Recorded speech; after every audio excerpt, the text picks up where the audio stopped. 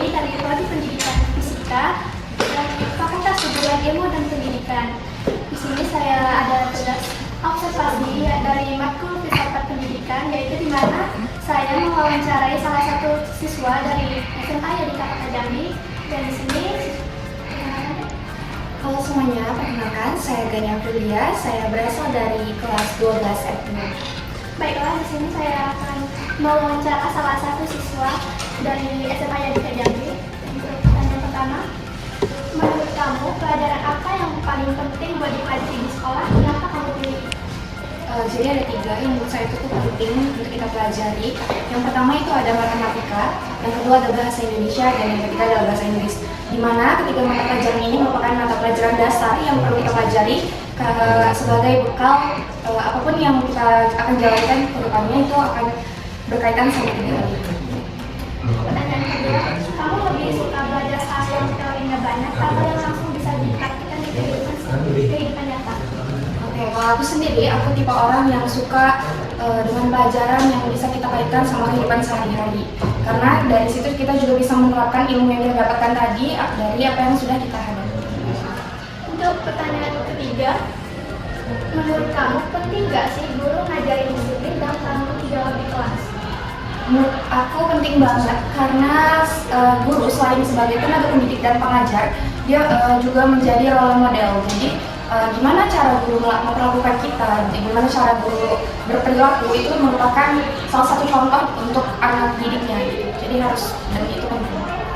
Pertanyaan keempat, apa sekolah kamu udah bantu kamu buat jadi anak yang mandiri dan punya sikap baik? Tentu saja SMA Yadika Kota Jambi sudah mengajak saya dan membentuk saya menjadi karakter yang bisa menjadi lebih baik dan mandiri. Dan untuk pertanyaan terakhir ya, pernah nggak guru kamu ngajak ngobrol tentang masalah sosial seperti kegiatan, lingkungan, toleransi, atau keadilan? Pernah, kami sering membahas beberapa hal yang menurut kami menarik sehingga isi pembelajaran kami tidak hanya itu saja, tapi kami juga mengangkat isu-isu sosial yang mungkin bisa kami pelajari, dan itu sangat-sangat menarik sih, karena kami juga termasuk kelas yang sangat-sangat tertarik untuk isu-isu yang berkaitan sama norma sosial. Oke, ini saya udah mewawancarai salah satu siswa dari SMA Yadika Kota Jambi. Dan terima kasih untuk Ade udah bersedia untuk diwawancarai dari kakak. Sekian dari wawancara kami berdua. Saya tutup. Wassalamualaikum warahmatullahi wabarakatuh. Assalamualaikum warahmatullahi wabarakatuh. Selamat siang. Di sini saya Evan Ardiansyah dengan NIM A1C325033 dari Prodi Pendidikan Fisika FKIP Universitas Jambi. Di sini saya sebagai perwakilan yang melakukan observasi ke sekolah-sekolah swasta yang ada di Kota Jambi, di mana kelompok kami memilih SMA Yadika Kota Jambi. Dan di sini ada narasumber wawancara saya yang bernama. Perkenalkan, nama saya Laura Godelipas Tepu, saya dari kelas 12 F2. Nah, sebelumnya di sini menjelaskan terlebih dahulu bahwa di sini Abang mencoba mewawancari Ade untuk mencoba untuk menggali mengenai menganalisis dan mendeskripsikan aliran filsafat berupa aliran esensialisme dan rekonstruksionisme. Nah, aliran esensialisme itu merupakan aliran ketika proses pembelajaran mengajar itu masih menggunakan metode-metode lama, misalkan cara ceramah, kemudian pecut, gitu. Di sini tidak ada metode pecut gitu. Nah, kemudian rekonstruksionisme itu dengan metode yang lebih modern. Sepertinya sudah diterapkan di sini kan. Nah, kita langsung lanjut ke pertanyaan pertama saja. Menurut Ade, belajar hal-hal sosial kayak itu tuh penting nggak sih buat masa depan? Penting banget kan, karena bisa menjadi bekal kita kak untuk masa depan. Kan zamannya makin modern ya, jadi bisa jadi bekal buat kita. Nah, kamu kan lebih semangat belajar kalau pelajarannya dikaitin sama kehidupan sehari-hari atau cuma dari buku aja? Kalau pribadi dari kita saja. Lebih suka dari kehidupan sehari-hari. Jadi lebih suka dikaitkan gitu ya, nggak monoton. Oke. Kemudian, apakah kamu merasa bahwa pelajaran di sekolah itu udah nyiapin kamu untuk menghadapi dunia yang akan datang? Dibilang udah sih, kayaknya udah, cuman mungkin harus lebih banyak belajar lagi sih kak. Jadi itu udah pasti ya. Kemudian, kalau kamu boleh ngasih saran nih ke sekolah kamu sekarang, hal yang pengen kamu ubah biar belajar jadi yang lebih asik bermanfaat itu bagaimana? Karena kan aku Gen Z ya, jadi mungkin metode pembelajaran itu kalau bisa di-upgrade terus gitu loh kak. Karena ada guru yang masih pakai apa sih kayak pembelajaran yang makin lama, jadi bikin bosan kan? Sama gitu kan. Oke. Segitu saja wawancara yang dapat saya lakukan. Untuk pengumpulan data dan yang lainnya akan segera dilaksanakan. Saya tutup dengan wassalamualaikum warahmatullahi wabarakatuh. Assalamualaikum warahmatullahi wabarakatuh. Selamat pagi semuanya, salam sejahtera untuk kita semua. Sebelumnya, perkenalkan nama saya Ratu Pasadi dari Prodi Pendidikan Fisika, Fakultas Keguruan dan Ilmu Pendidikan, Universitas Jambi. Di sini saya ada tugas mewawancari salah satu seorang siswa, yang mana judul tugasnya itu adalah mendeskripsikan aliran filsafat pendidikan berupa aliran esensialisme dan rekonstruksionisme. Nah, di sini saya bersama dengan narasumber saya, yaitu seorang siswa. Sebelumnya saya perkenalkan diri terlebih dahulu. Nama saya Fitra Ditya dari kelas 12 F1. Oke, di sini saya langsung saja membacakan pertanyaan-pertanyaan yang akan dijawab oleh seorang siswa ini. Oke, untuk pertanyaan yang pertama, menurut kamu sendiri, penting nggak sekolah ngajarin nilai-nilai dasar kayak kejujuran, kerja keras, dan tanggung jawab itu? Menurut saya penting ya, karena ketiga nilai itu penting di kehidupan sehari-hari kita. Oke, untuk soal yang selanjutnya ya, pertanyaan selanjutnya. Kalau kamu disuruh bikin kegiatan sosial bareng teman, kegiatan yang pengen kamu lakuin itu apa? Kami pengennya donasi, Bang. Donasi kayak gimana? Buku-buku ke sekolah yang kurang membutuhkan, yang kurang memadai gitu. Ada lagi ya? Sama paling bersih-bersih lingkungan sekitar gitu. Oke, untuk pertanyaan yang selanjutnya, menurut kamu sendiri, belajar di sekolah itu lebih penting buat dapat nilai bagus atau buat ngerti makna hidup dan cara bersikap baik?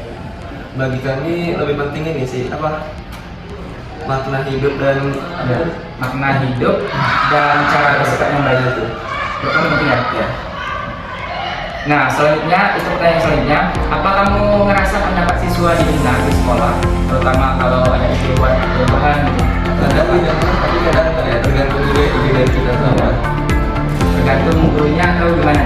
Tergantung ide kita tuh baru ketahuan sama mereka.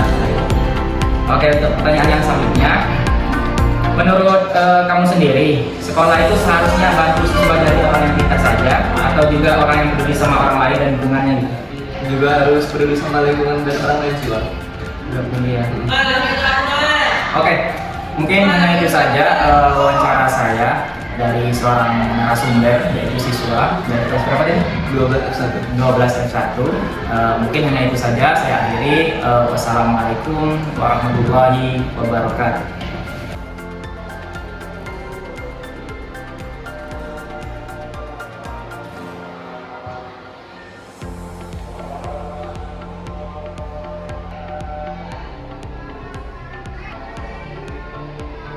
Iya.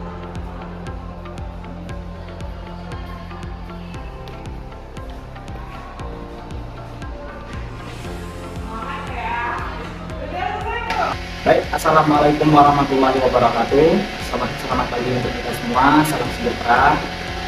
Di sini saya akan mewawancarai.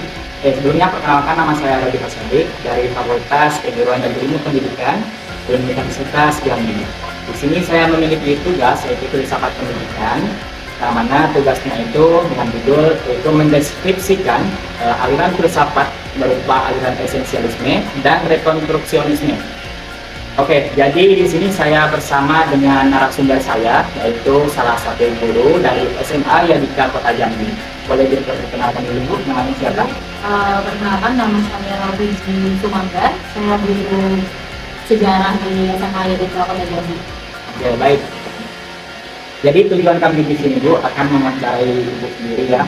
Di sini saya sudah ada beberapa pertanyaan yang akan ditanyakan, kemudian akan dijawab oleh seorang ibu. Baik, untuk pertanyaan yang pertamanya, itu menurut Ibu sendiri, apa metode pembelajaran yang membuat siswa dapat memahami materi yang diajarkan itu? Karena di sini saya sebagai guru sejarah, jadi kalau saya mengajar itu menyesuaikan dengan kondisi siswa. Dan karena sejarah itu kan ilmu pasti, ilmunya terus berkembang kan ketika ada penemuan baru atau informasi baru. Jadi kami metode sama media pembelajarannya itu mengikuti perkembangan. Itu waktu kita pembelajaran di siang hari itu kan guru-guru siswa-siswa itu kan sering ngantuk gitu. Apa sih rekomendasi dari Ibu atau metode pembelajarannya itu gimana? Oke, kalau misalnya di Yadika kan kebetulan siswanya boleh bawa handphone ya. Nah, kalau di jam pelajaran sejarah kebetulan terlewat dari Adi Jujur gitu kan. Nah, itu banyak saya sarankan kalau jam sejarah kan 2 jam. 15 menit atau 20 menit pertama kami itu ada tanya jawab yang bikin mereka mengantuk. Nanti nggak bisa jawab, mereka nggak boleh duduk berdiri selama kegiatan pembelajaran. Atau misalnya baru mulai, mereka diizinkan untuk keluar sebentar, cek kondisi sekolah. Nanti baru 10 menit mereka harus balik-balik keluar. Itu biasanya dilakukan. Oke, untuk pertanyaan yang selanjutnya itu menurut Ibu sendiri, bagaimana penerapan filsafat esensialisme dan rekonstruksionisme dalam dunia pendidikan, khususnya di SMA yang kita Kota Jambi ini? Oke, kalau misalnya untuk Filsafat esensialisme. Oke, esensialismenya lagi, yang pertama, karena kebetulan saya kan dulu muda ya istilahnya, jadi saya nggak dapat kesempatan untuk menerapkan metode sama kegiatan pembelajaran pada yang yang dilakukan dulu yang metode lama, benar. Jadi saya banyak menggunakan metode yang baru. Yang rekonstruksionisme. Benar. Saya menyesuaikan dengan diri saya sendiri juga. Baik. Untuk pertanyaan yang selanjutnya, menurut Ibu, apakah perlu bagi Ibu untuk merubah metode pembelajaran yang sesuai dengan perbedaan sikap dari setiap siswa itu? Oke, perlu kalau bagi saya Bang ya. Kalau di Yadika ini kebetulan ada beberapa kelas ya. Contohnya anak F1 sama F2. Mereka sama-sama materinya penjelajahan samudra misalnya. Tapi di anak F1 itu bisa nangkap dengan metode ceramah misalnya kayak gitu. Saya dengan metode ceramah lebih ngerti Bu. Nanti di F2 belum tentu mereka metode ceramah itu masuk. Jadi saya biasanya menyesuaikan dengan mereka. Kalau selesai pembelajaran kami tanya, melakukan refleksi ya istilahnya ya Bang. Kamu cocoknya medianya gimana, kegiatan pembelajaran gimana? Misalnya mereka bilang, kamu cocok kalau pakai audio visual misalnya gitu, atau kamu cocok kalau ada medianya Bu, entah itu peta atau menggambar atau sebagainya. Jadi saya menyesuaikan kelasnya. Kalau di F1 dengan ceramah mereka sudah masuk, saya nggak bakalan ganggu dulu ceramahnya tadi. Tapi kalau di F2 ternyata ceramah nggak masuk, saya ganti dengan gitu. Walaupun materinya sama. Oke, untuk pertanyaan yang selanjutnya, menurut Ibu sendiri, bagaimana peran guru itu dalam memfasilitasi pembelajaran yang efektif dan sesuai dengan kebutuhan siswa itu? Kalau peran guru sendiri penting banget ya. Kalau misalnya sekolah kan fasilitasnya dia cuma memfasilitasi tapi nggak tahu kebutuhan siswa kan. Nah, sedangkan kita kan yang terjun langsung ke kelas. Jadi kita yang tahu kondisi siswa, oh butuh ini nih anaknya, butuh ini nih. Kayaknya anaknya butuh ini, nanti kami yang bakal menyampaikan kepada sekolah, baru sekolah yang menyediakan. Jadi itu penting banget. Oke. Mungkin hanya itu pertanyaan-pertanyaan wawancara kepada seorang narasumber. Sebelumnya mungkin Ibu Puji. Ibu Puji, Oke, ya. Puji. Dengan Ibu Puji, sebelumnya terima kasih juga Ya, Bu terima kasih. telah memberikan waktunya ya. Nah, oke, saya akhiri wawancara saya pada pertemuan kali ini dengan mengucap alhamdulillah. Baik, saya akhiri. Assalamualaikum warahmatullahi wabarakatuh.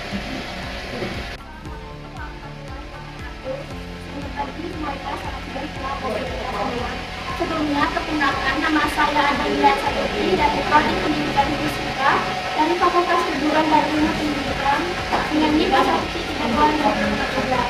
Di sini saya ada tugas persiapan pendidikan yang dimana tugasnya adalah observasi ke sekolah swasta yaitu SMA Yadika Kota Jambi terkait menganalisis dan mendeskripsikan aliran filsafat pendidikan, esensialisme dan rekonstruksionisme. Dan di sebelah saya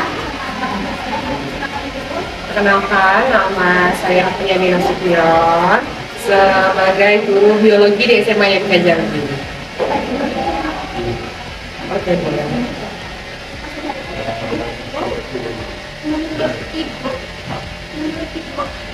menurut ibu relevan dengan pendidikan dosen ini esensialisme atau rekonstruksi.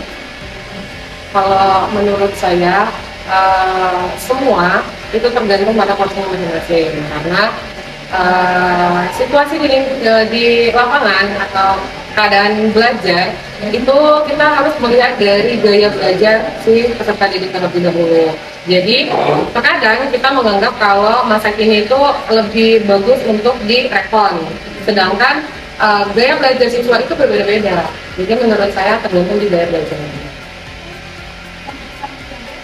Dalam kegiatan pendidikan, bagaimana cara guru menemukan dan menjelaskan pendapat pendidik? Kalau saya sebagai guru biologi kiranya, jadi setiap pembelajaran apapun setiap pembelajaran yang saya berikan kepada siswa itu selalu saya sangkut pautkan atau saya kait-kaitkan ke nilai agama atau nilai sosial lebih tepatnya. Seperti misalnya kalau sekarang itu kita lagi belajar di kelas 11 itu tentang sistem tubuh.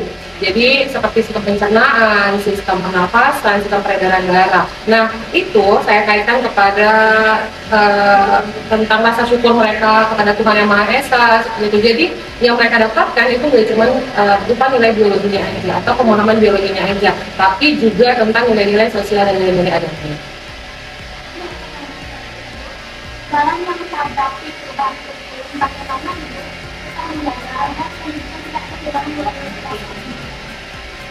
Kalau kita sebagai guru, perubahan kurikulum itu sebenarnya perubahan yang menurut saya juga baik.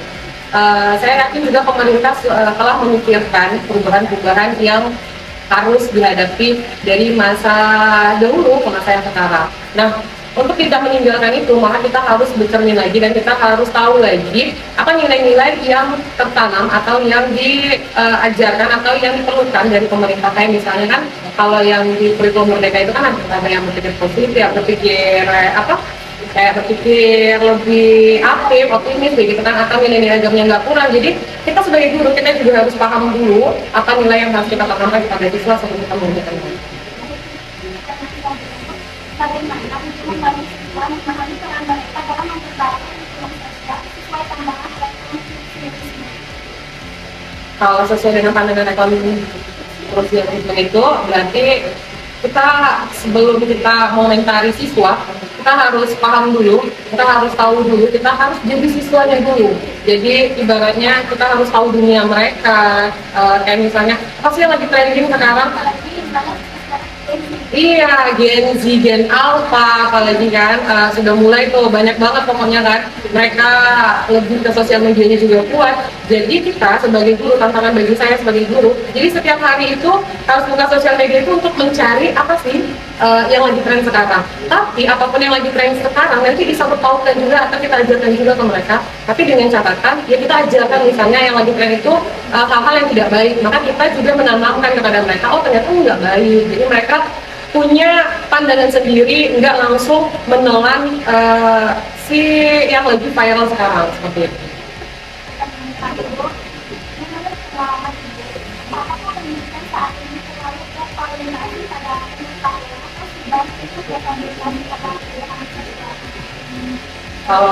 Menurut saya sekarang itu masih, kalau menurut saya sekarang itu masih kepada pengetahuan.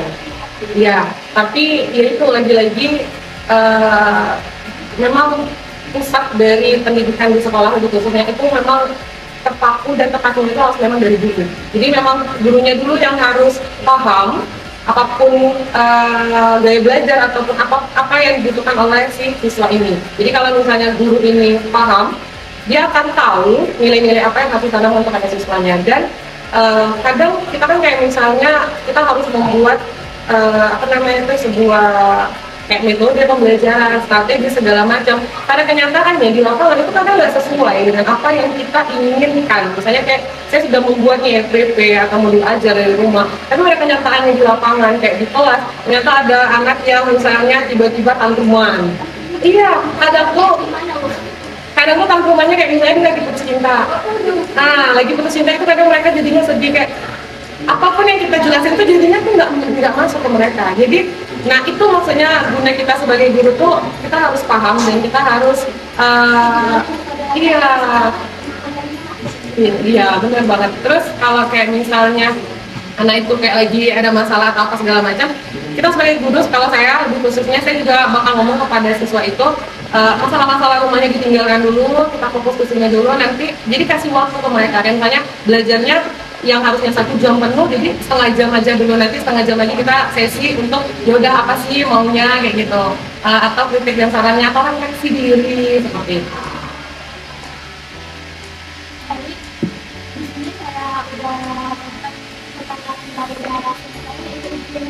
Ibu Priani.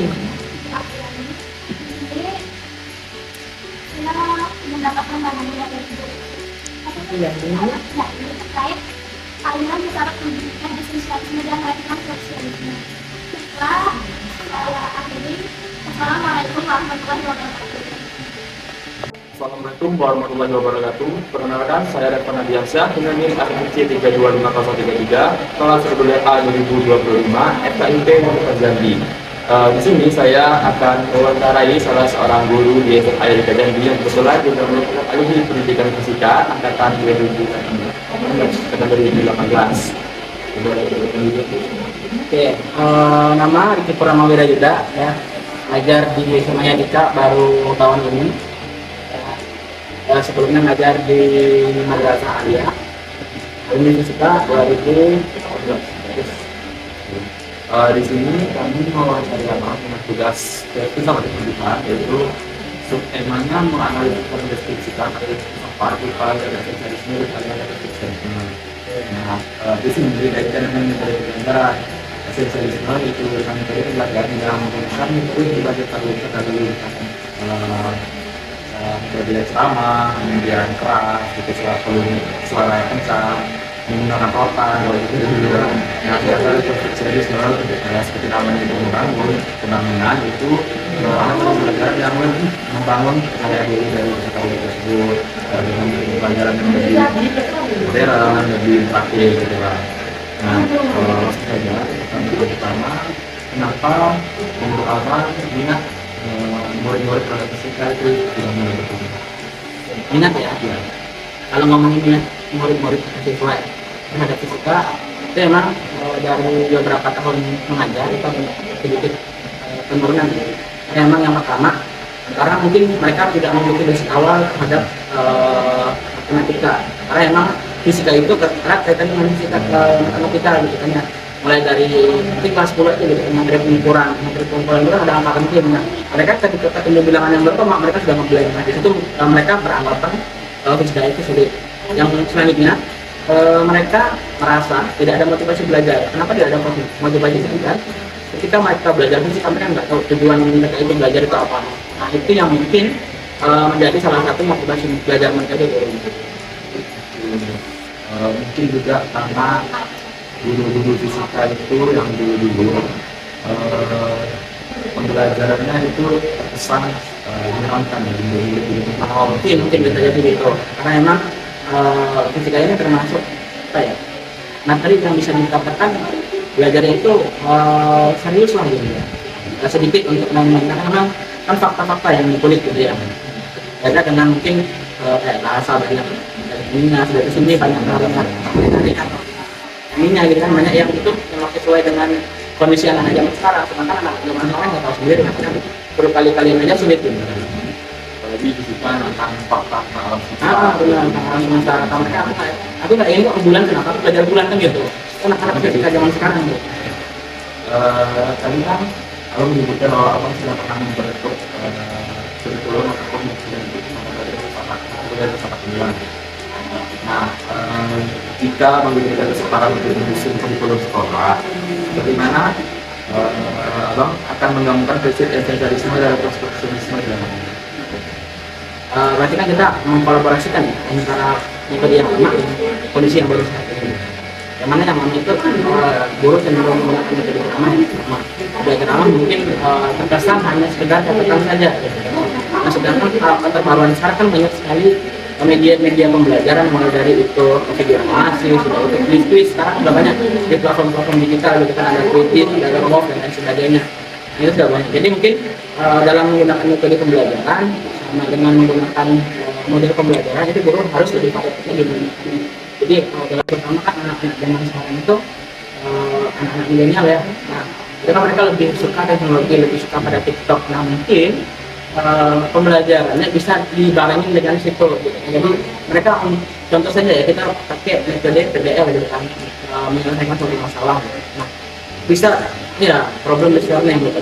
Nah, itu mereka kita kasih satu artis yang ada mungkin di TikTok, yang ada mungkin di Instagram dan lain sebagainya, sehingga mereka menganalisis itu dapatnya memang dari media-media digital yang relevan dengan mereka gitu. Karena tidak harus lagi informasi itu sepenuhnya dari guru, enggak, namun bisa informasi itu datang dari media-media sosial yang lain gitu. Jadi kalau untuk itu bisa juga alat bangunnya kekurangan, kita menggunakan virtualnya. Oh, bisa. Ada yang praktikum digital, kita ada 2 platform yang saya gunakan. Yang pertama itu simulasi tes, yang kedua itu apa ya? Saya lupa. Yang itu yang buatan Jerman kalau nggak salah. Termasuk ada versi bahasa Indonesia-nya. Atau dua simulasi itu yang bisa kita gunakan ketika kita tidak memiliki alat laboratorium yang lengkap. Contoh mungkin ketika kita mau praktikum tentang listrik gitu kan, nggak mungkin anak-anak sebagian besar takut tentang listrik gitu kan, takut mikro dan lain sebagainya. Udah kita buat saja pakai simulasi tes rantai listriknya, arusnya gitu kan. Nah, seperti itu. Mungkin ada juga beberapa murid yang takut memegang meter alat. Nah, benar. Iya, takut mereka takut nyetrum, takut meledak gitu kan. Oke, selanjutnya apa peran guru sebagai agen perubahan menurut Bapak dalam upaya membentuk generasi yang berpikir-pikir dan aktual? Kalau peran guru ya, selama ini saya coba untuk menjalankan peran untuk menggiring opini. Jadi yang lebih penting itu adalah kesadaran daripada siswa. Nah, jadi kita coba giring opini, giring pernyataan-pernyataan yang membuat siswa itu tergiring untuk ke arah itu. Jadi bukan langsung kita to the point menyatakan bahwa saya ini, cuma kita menggiring opini. Menurut mereka gimana sih? Gitu. Jadi kita pancing mereka untuk berpikir secara kritis juga. Gitu. Jadi kita mengkondisikan pemikiran siswa itu. Nah, jadi mereka itu sadar dengan apa yang mereka pikirkan gitu kan, enggak semata-mata langsung istilahnya apa ya, ini air minum langsung diminum, enggak gitu. Cuma ini air minum, ini ada gula, ini ada kopi, ada teh, gimana? Kalian mau minum apa gitu? Kalian buat sendiri gitu, coba dielaborasikan. Selanjutnya menurut sejauh mana pendidikan ini menyesuaikan diri dengan perkembangan teknologi dan bagaimana teknologi dasar Indonesia. Nah, itu yang sekarang mungkin sedang banyak viralnya ya. Jadi nilai-nilai kemanusiaan di balik dunia pendidikan itu memang terus harus kita berpertahankan. Banyak sekarang terutama guru-guru ya yang dalam tanda kutip tidak menjaga marwah di depan siswa, tidak menjaga adab di depan siswa gitu. Mulai dari yang tutup-tutupan, itu kan memberikan contoh yang negatif menurut saya gitu ya. Mungkin kalau menurut guru-guru yang lain ada pertimbangan sendiri sehingga mengatakan itu positif. Cuma kalau menurut saya pribadi itu satu hal yang negatif, karena itu nanti ditiru oleh siswa, oh bapak ini aja kayak gitu kok, kenapa kita nggak boleh begitu. Sedangkan dalam pendidikan kita juga harus menerapkan kedisiplinan. Nah, kedisiplinan ini yang dalam tanda kutip saat ini harus jelas. Mana yang disiplinannya untuk mendidik, mana yang kedisiplinannya untuk hanya sekedar keras saja ke anak. Nah, sekarang itu juga harus pendidikan itu bukan hanya sekedar guru. Cuman bagaimana kita mengkomunikasikan dengan kedua orang tua atau wali sehingga tidak ada miskom. Contoh gini, kasus akhir-akhir ini banyak kasus tuh ketika siswa dihukum sama guru, orang tua protes. Nah, itu kan karena miskomunikasi di situ. Nggak tahu sebab, nggak tahu kenapa tiba-tiba nyerang sekolah nih. Padahal kalau dilihat anaknya sudah dikasih tugas minggu yang lalu untuk dikerjain di rumah mungkin gitu ya. Cuma sudah tahu seminggu nggak dikerjain gitu. Nah, wajar dong kalau guru mungkin marah atau ngasih teguran. Nah, setelah ditegur ternyata muridnya masih ada karena mungkin kondisi lingkungannya memang lingkungan lainnya yang mungkin itu keras sehingga ada bicaraan juga keras. Toh murid pasti bakal naik emosi juga gitu. Manusia juga gitu. Jadi di situ mungkin letaknya. Jadi memang harus sama-sama membangun gitu antara guru dengan orang tua. Jadi harus ada kolaborasi. Nah, selanjutnya kegiatan apa yang biasanya Bapak lakukan di kelas biar anak-anak itu peka sama lingkungan atau orang lain, apalagi terutama pada anak-anak yang biasanya disebut introvert gitu. Kalau di fisika ya, alhamdulillah lebih gampang sih untuk menerapkan metode pembelajaran yang agar mereka lebih peka terhadap orang lain. Contoh mungkin kita bisa melakukan kegiatan praktikum itu kan berkelompok tuh. Nah, dari kelompok itu kita bisa menggunakan berdifferensiasi kelompok, pemahaman mereka gitu. Jadi antara yang pendiam dengan yang mungkin ketusan gitu kan, ketusan atau yang lebih aktif gitu kan, yang pendiam sama yang lebih aktif itu kita satu sehingga yang lebih aktif ini nanti harapannya kita bimbing, kita arahkan yang lebih aktif ini untuk bisa menggiring ataupun mengajak yang tidak aktif ini untuk ikut berpartisipasi, bukan hanya sekedar sudah kita bagi kelompok sudah kita lepas. Terkadang ada beberapa guru yang sudah buat kelompok disatuin nih antara yang pendiam dengan yang aktif, dibiarin. Nah itu salahnya, sehingga yang diam, yang aktif ya aktif. Nah, jadi guru juga harus berperan tuh bagaimana keliling ke setiap kelompok agar memberikan pemahaman yang yang aktif mengajarkan yang tidak aktif gitu, sehingga terjadi di situ pembelajaran yang tersedaya gitu. Itu yang mungkin saat ini sudah mulai berbiasanya dengan metode ataupun media pembelajaran yang lebih bervariatif. Karena zaman sekarang ini anak-anak sudah mulai bosan dengan guru yang hanya sekedar ngomong, guru yang hanya sekedar duduk menjelaskan, atau guru hanya sekedar mengasih tugas mencatat gitu kan. Kita bisa pakai quiz, kita bisa pakai aplikasi-aplikasi yang lain untuk mereka mengerjakan suatu soal gitu kan. Mengerjakan suatu soal itu kan untuk menguji pemahaman mereka gitu kan ya. Sedangkan di quiz itu sudah banyak fiturnya, ada fitur TTS gitu kan ya, ada fitur blog, ada fitur penjelajahan, ada sistem ujian, ada juga sistem yang pakai barcode. Nah, apalagi yang pakai barcode lebih senang lagi siswa lebih aktif. Pakai barcode, karena mereka fokus dengan jawaban mereka sendiri dan membantu soal di depan gitu kan, di tampilan fokus yang kita dapatkan gitu. Itu yang mungkin bisa dilakukan sama guru-guru saat ini. Pertanyaan terakhir nih Bang. Bagaimana caranya Bapak bikin pelajaran tak seru tapi tetap ada nilai-nilai penting yang mau ditanamkan? Nah itu tadi, kita ngajarin mereka pakai metode yang tadi, cuma tetap dalam pengawasan, nggak kita lepas tadi. Yang kayak tadi saya bilang gitu, kita buat kelompok, kita lepas kelompoknya semata-mata, tetap harus ada pendampingan dari guru. Nah terkadang kesalahan guru saat ini berpikir, ini anak sudah SMA, sudah 15 tahun ke atas, sudah bisa lah dilepas, ini cuma kasih instruksi sudah dilepas gitu. Nah itu yang saat ini coba kita minimalisir. Nanti kita sebagai seorang guru kalau sudah ngasih tugas, ngasih instruksi, coba kita arahkan, kita bimbing ya selalu kita lepas gitu. Jadi metode yang sudah kita inovasikan itu kita giring sehingga yang dilakukan siswa itu sesuai dengan kemauan kita.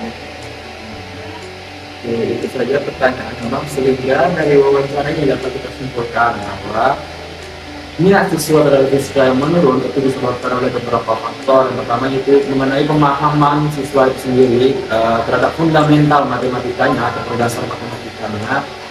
Padahal matematika itu sangat berkaitan dengan fisika, karena matematika sebagai alat kita dalam menerapkan ilmu fisika.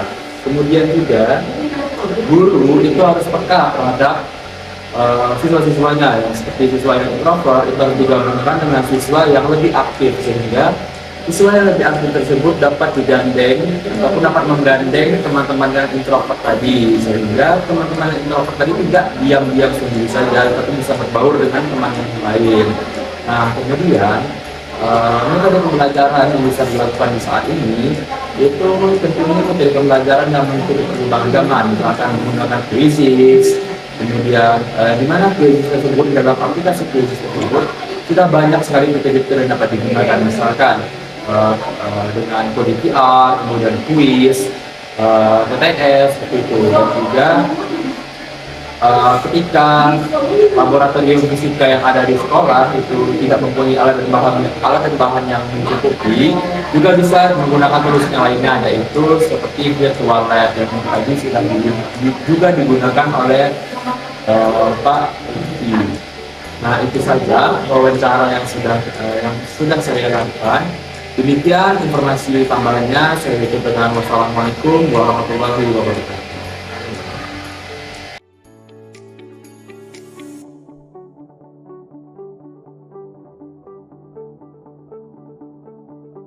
SMA Yadika Kota Jambi. Kita bisa, kita hebat.